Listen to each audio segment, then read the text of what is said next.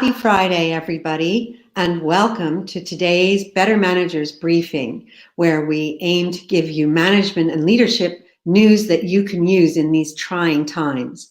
I'm Anne Franca, the CEO of the Chartered Management Institute. And for those of you who have joined us, we will take questions at the end of the broadcast. So please, to ask a question, click the YouTube link that is underneath and ask your question, and we'll answer as many as we can. So today's topic gets right to the heart of what we're up against. We are in a crisis, and so we're going to talk about management and leadership in a crisis. And I'm delighted to be joined by two experts to help us. The first is Air Vice Marshal Bunny James. He is in essence, the CEO of management and leadership training and other training for the Royal Air Force. He is a chartered manager and a companion, and we're delighted to have him. And my second guest is Angela Owen. She is also a chartered companion. She is a former Army officer and the founder of a wonderful initiative, Women in Defense. So welcome to Bunny and Angela. Thank you. So our first question, how does crisis management differ from business as usual management? What are the changes that we need to make in our behaviors and maybe how we communicate and our processes? Bunny, maybe start with you on that. Sure. I think it probably depends on what your normal business is. Some businesses are incredibly reactive and constantly firefighting, so this may not feel as abnormal to them as perhaps it does to others. Those who plan deliberately or who have long lead chains may find this much more disruptive and disorienting. So I think it can feel a bit more transactional and directive, because you're trying to get things done at a pace that's possibly quicker than you're used to, even if you're in that space. But also there's a degree more confusion in terms of information. And I think we might come back to this later. The volume of information and how you sift it, I think, can certainly be a challenge. And then, of course, how are you going to put your noise over the top of that for your people or anybody else to communicate it? So I think it does change the way that you interact with it. I suspect this particular crisis is affecting most people, regardless of whether they firefight or not. But I think some will be more comfortable with that than perhaps others. Yes, and Angela, what about you? I mean, is management and leadership different in a crisis? Do you know, I think in some ways it almost amplifies the things that you probably should be doing in business as usual, but perhaps don't have the time to do. And just to give you a couple of examples. So I literally today have lost two members of my team who have been recalled at very short notice to work in the civil service. Monday night we were told they were going back. They've gone now. So it was absolutely imperative for me to know exactly where they were in states of what still needed to be done, what hadn't been done. So what we've done, and this is the sort of the business as usual stuff, is to make sure that the how-to guides are there and that they're up to date. We've made sure that every single tracker is as up to date as it possibly can be. Now we usually do that, but perhaps not quite as assiduously as we have now. So not in 2 days. And not in 2 days, but no matter who I get in on Monday, and I'm hopeful I will get someone to help me on Monday, at least everything is there and we can pick it up and move forward. So I think it is, for us anyway, it is amplifying the things we should be doing in business as usual, but now really focusing on them. Yeah. I think your point on speed is really interesting, Anne. You talked about 2 days there, but of course we're only 10, 12 days into sort of what was effectively announced as a lockdown, and yet for some that will already feel like months. So actually people are changing very, very quickly, almost on a day-by-day basis as they reorientate and reconfigure their business to do this. And I think that people find that very difficult. So that is a change. Yeah. But understand what's happening makes quite a big difference. You have to sort of almost be able to rationalize that for you and for others and articulate that. And that is quite difficult. Yes, really be very agile, and obviously that's a key feature. But you mentioned, Bunny, something earlier that this is an unusual crisis. Every crisis is a crisis in its own way, I guess. Although there are some common characteristics. What do you think are some of the unique things about this crisis that make it perhaps particularly challenging, and that we have to be especially careful about? Yeah, the enforced lack of interaction is a unique characteristic to this particular crisis. We've probably not seen one like this before on such a scale as well. There's something about the size and scale and all of the different sectors, people, businesses, activities, normal life that it affects, and I think that that you've got to take that into account. So that changes it. Yeah, and it's it's extraordinary in some respects, but the amplification of doing other business well that Angela mentioned, though, of course, it's kind of forced the hands of people to do that. Everything from this kind of interaction, which we would probably have done before in a studio or face-to-face or something like that, is entirely possible. But you have to get comfy with it. You've got to use it. You probably have to practice with it, as we're maybe even exposing, and that is different. So the way you interact, the way you coordinate and control means that this idea, and lovely from a military who people historically think are terribly hierarchical, and we like to grab stuff. I'd like to think in 2020 we are really different from that. But even for us, it's meant that idea of an empowerment and an intent for people to get on and do the right thing at the right time is really important. But at the same time, they're taking information sources from a massive number of places to sort of make decisions. So you have to be in that space with them. And Angela, what about you? What are the unique aspects and challenges of this particular crisis? So, I mean, it is completely global. I don't think anyone alive today has ever lived through a pandemic like this before. The last one was Spanish flu, which was in the sort of the 1910s and 20s, I think. So no one has really experienced anything like that. So people are having to work it out for the first time. I think there are some pluses of where we are today, which is that we do have this technology available. 5-10 years ago, we wouldn't be able to be talking like this. We wouldn't be able to have daily stand-up meetings with our teams that are virtual, where we can turn the cameras on. And I think it's really important to be able to turn the cameras on if people can and are happy to do it for team meetings, because you can see what your teams are looking like. You can see what individuals are feeling. Are their heads up or are their heads down? Yeah. And that will vary from person to person, from day to day, and even from hour to hour. So I think in a funny sort of way, we are fortunate that it's now and not 5 or 10 years ago.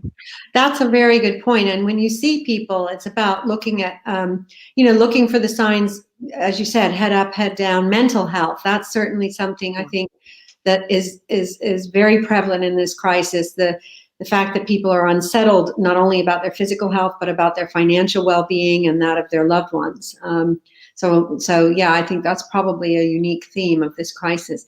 But I want to come on to something that Bunny referenced earlier, and then we'll go back and give some more specific advice for people. But you referenced communication. I think it was Obama that said that the president is the communicator in chief. Well, these days we have information coming from everywhere, right? We have things like this. We're inundated with the internet, with social media channels, with chat channels.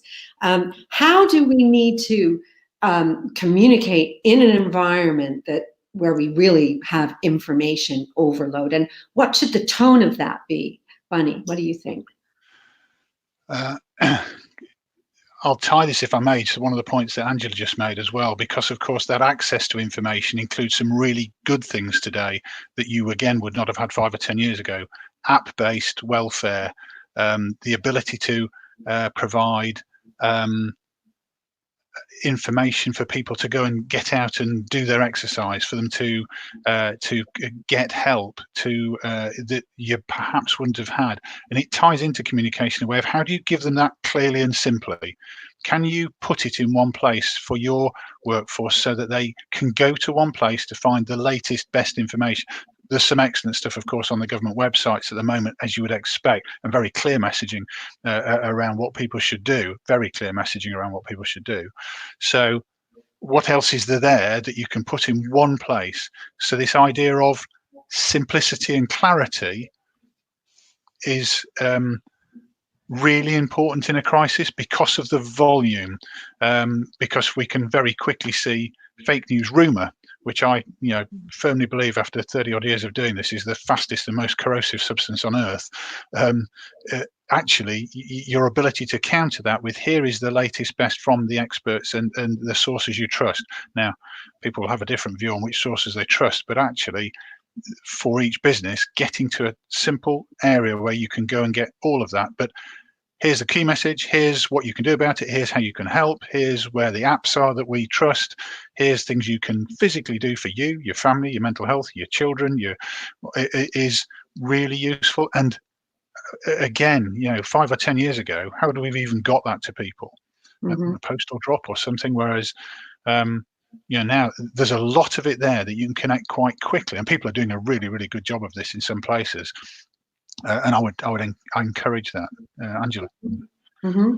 Well, that is very important. At CMI, we've set up a COVID-19 space, and we keep all our information there. You mentioned the government sources. Angela, how do you think we need to communicate? Obviously, clearly and simply, as Bunny said, but how do we screen out that overload and know who to listen to? So I think it is quite difficult to screen out the overload. I've stopped reading Twitter. Well, at least I only read the Twitter I'm interested in. I'm even not reading the newspaper as much, and I'm not watching the news as much. I've kind of feel I will protect myself, and I will look at it again when the situation is better. I do think that there's something in the sort of the military drumbeat of regular communications at a set time every day. What that gives people is an element of control. They know that at 10 o'clock in the morning, they will be given an update. Now, even if the update is there's no news, there's nothing new, they know that they will be told something then. And the biggest stress for people, I think, at the moment is the lack of control. They can't control elements of their life that they used to be able to control. So I do like the sort of the regular drumbeat of news, clear, reinforcing the key messages. Yeah, yes, absolutely. That's a really good point. So that's some great advice for leaders and managers of organizations that you've been giving about clear, simple communication, regular drumbeat of information, reliable sources, all in one place. What advice do you have for perhaps individuals or teams to cope with the crisis management that they need to be doing? How should individuals or teams respond to this?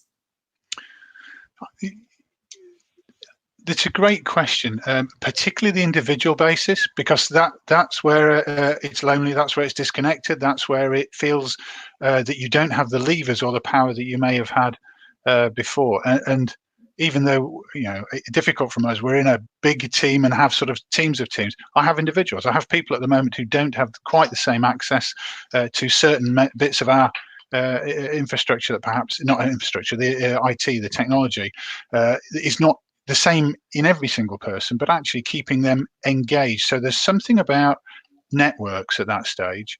What is it that you're using, both as a private network for your own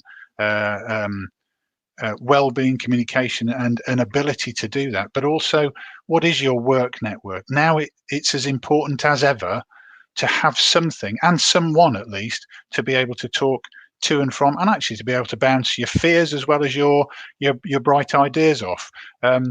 This whole sort of destigmatization of people not hiding stuff and being able to talk, I hope comes into its own during this, because it's really, really important that you can do the personal stuff as well as the work stuff, and have somebody and something to do that. So almost forming, if you're individual, small teams of trusted buddies is, I think, really quite important at this kind of time. And again, what is it you're accessing? What are those?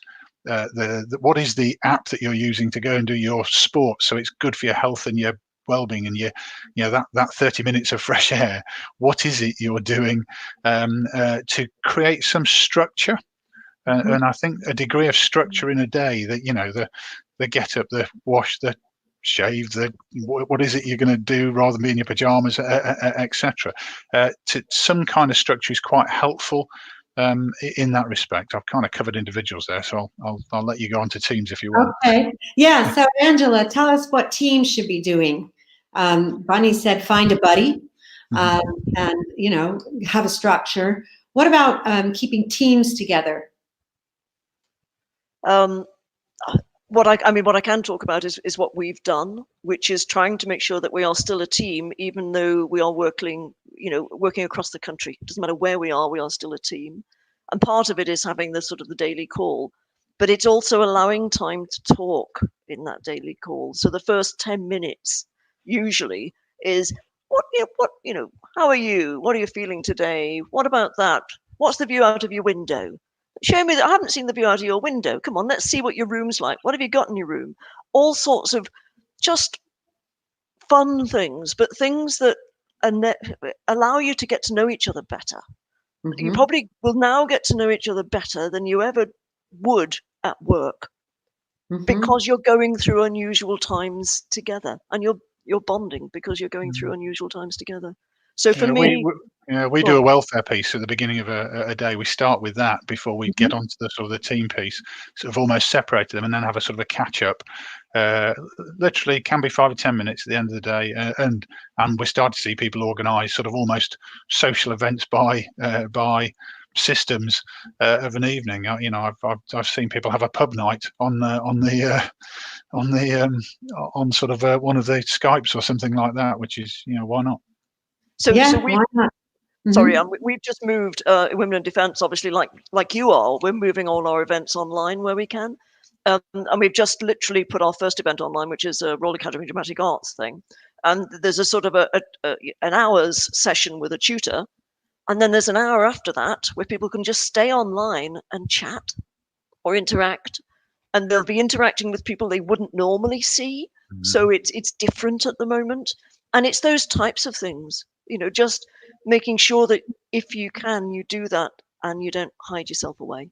Yeah, those are very important points. And indeed, having fun. I mean, you both mentioned the importance of not just all the information on the crisis, but working together with your colleagues, all being in the same boat, all being human, and having some fun and some downtime together.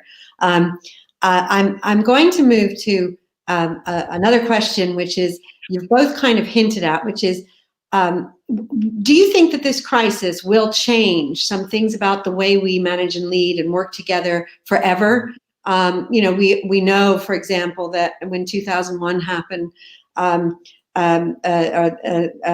there was a big shift in how we did airport security, and that had lasting implications. But what about this crisis? Do you think it's going to create lasting change, and are there any positives in that?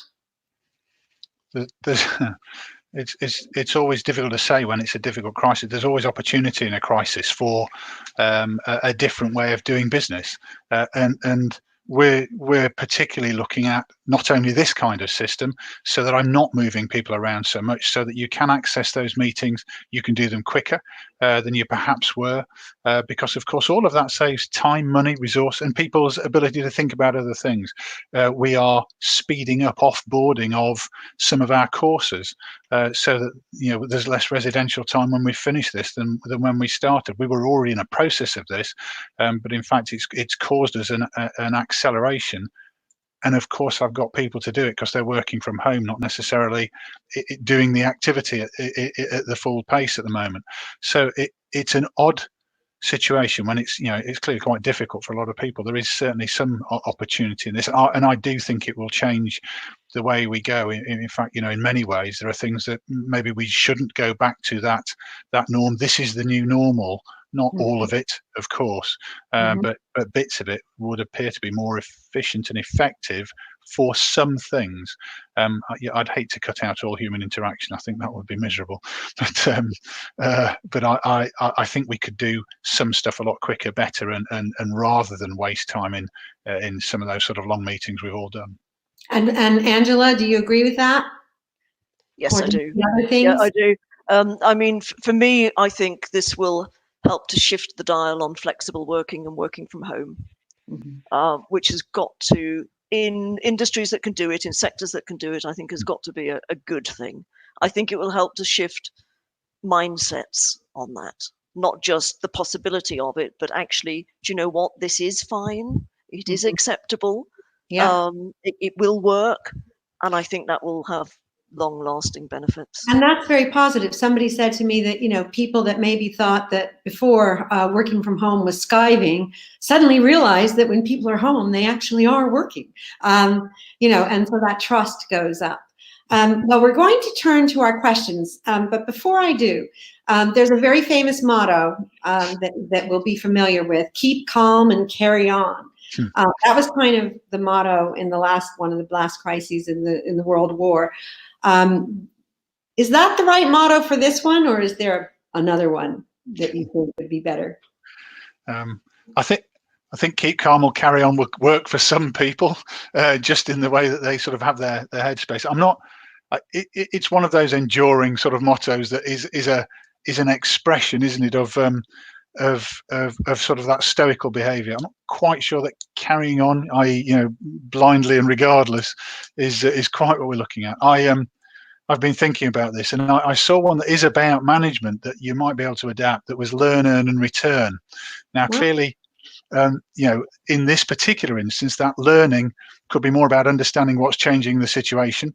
The earning doesn't necessarily just need to be money. It could be the respect of teams. It could be the earning the change in the way that we do this. And of course, the returning is what is it that you've learned that you can give back in the way you coach, you mentor, that you encourage an organisation to improve through this kind of crisis and be better able to do the next issue, whether it's this that endures or indeed their next business. So I'm not sure that one will last either, but it's a change one.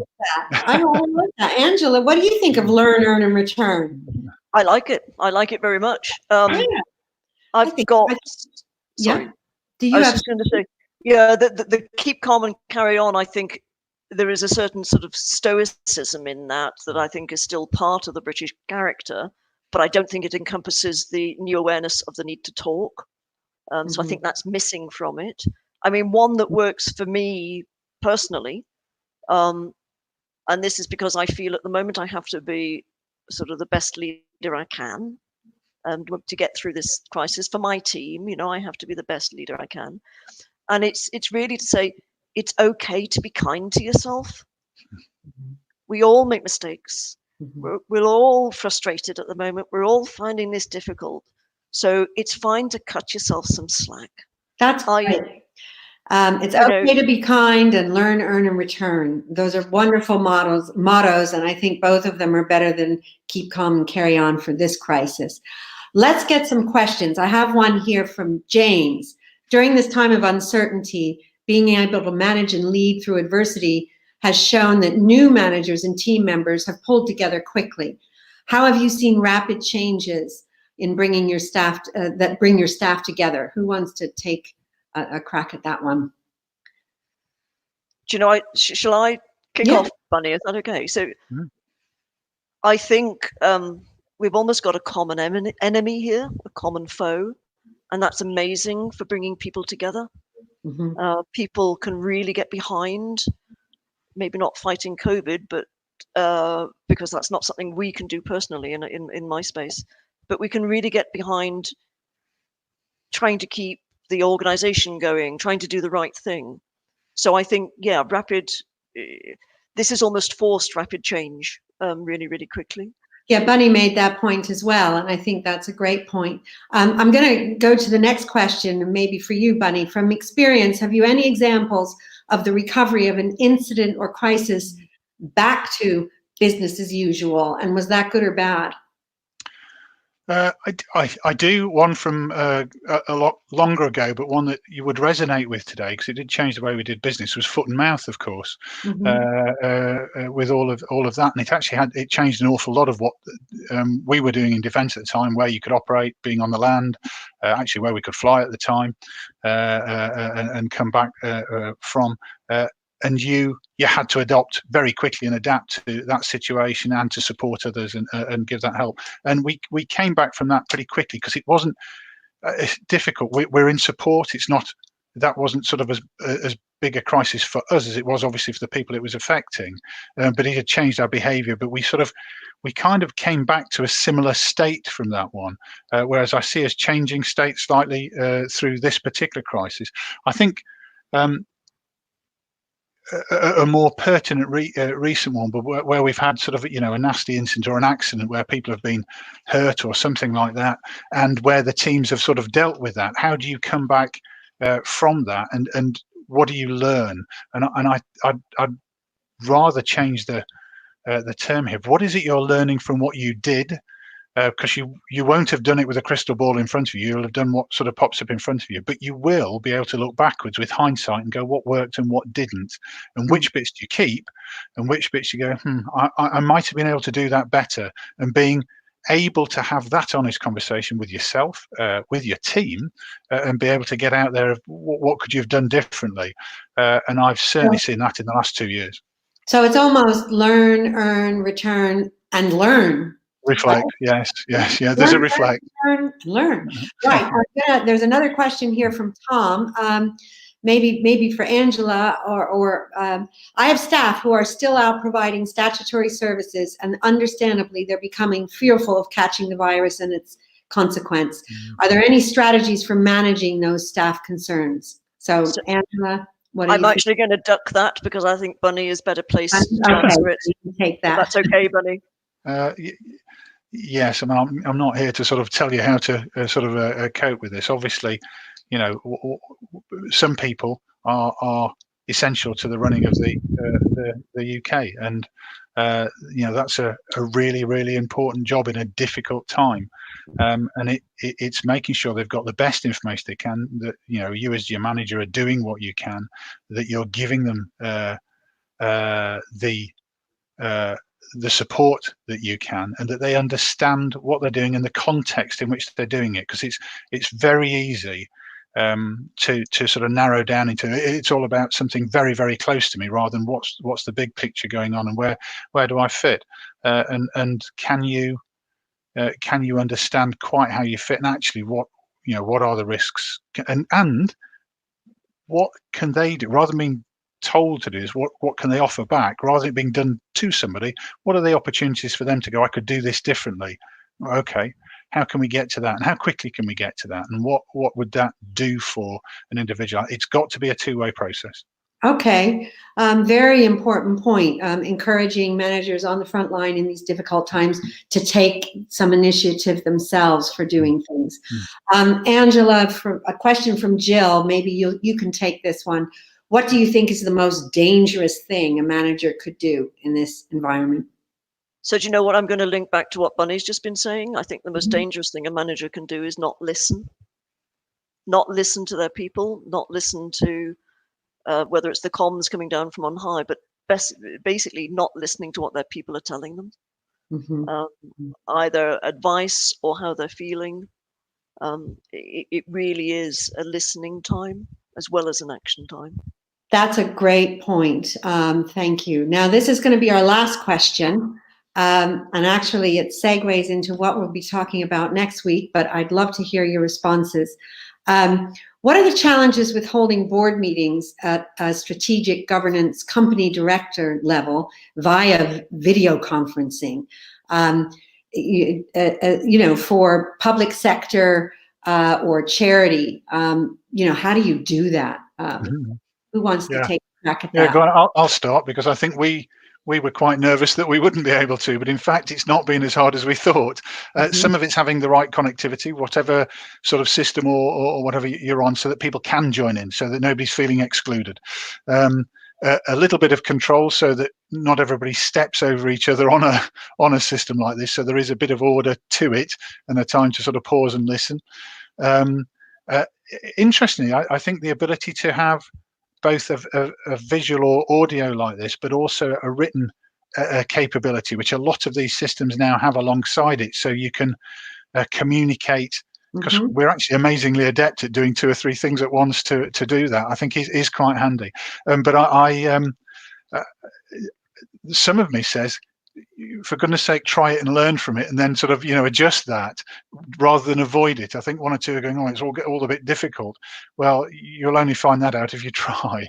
But in fact, you can then sort of adjust and change it. And we've used all sorts. We've used phone calls, we've used Meet Me's, we've used this kind of system and others, and occasionally actually a bit of variety is quite good for people as well. It sort of it charges people. Yeah. Yes.